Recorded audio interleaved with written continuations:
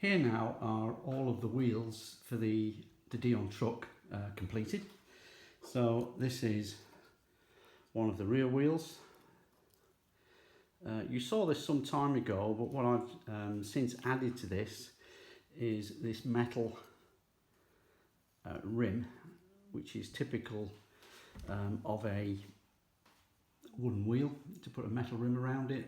Eventually the tyre will sit on this rim, and I've done this rim for all of the wheels. The front wheels you haven't seen before. The front wheels are what I've been busy on for the last few days, so you can see those here. That's actually the outside, sorry, that's the outside of the wheel, the side with the nuts on. You may notice that the spokes are slightly chamfered, so they're roughly 2 millimeters narrower at the base than they are at the top of the spoke. And again, I've machined some.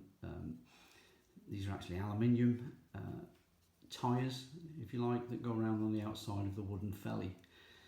And just to recap, you may remember this little component that I designed and printed on my 3D printer. I then added this component in, secured it to my vise. This is 15 degrees, which is the required angle on the spoke. I put the spoke in there and I machined it. Well, guess what? I did exactly the same with, just take that out, with the smaller spokes. If I get this in. So as you can see, it's a smaller diameter. These are 6mm spokes, again cut at 15 degrees, so that when I mill the edge off, the spokes were exactly 30 degrees once I've done both sides. And in order to get the angle spoke, what I actually did was I made a receptacle, and this angle here is around about 7 degrees.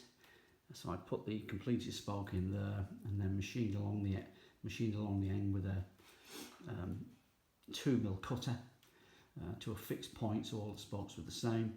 And in that way I managed to achieve the reduction in the size of the spoke at the base when compared to the head of the spoke here. So that's wheels finished.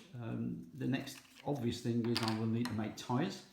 They are solid tyres on the real vehicle, and I will be manufacturing those through a process of making a pattern, a mould, and then casting the tyres in the appropriate medium.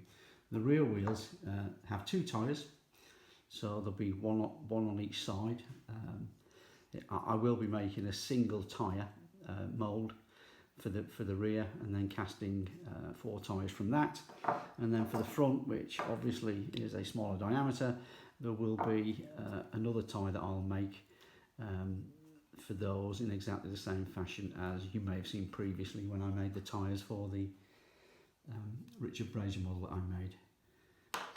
So at the moment I'm now focused on the rear axle and the components thereof, and watch out for my next video on rear axle manufacture.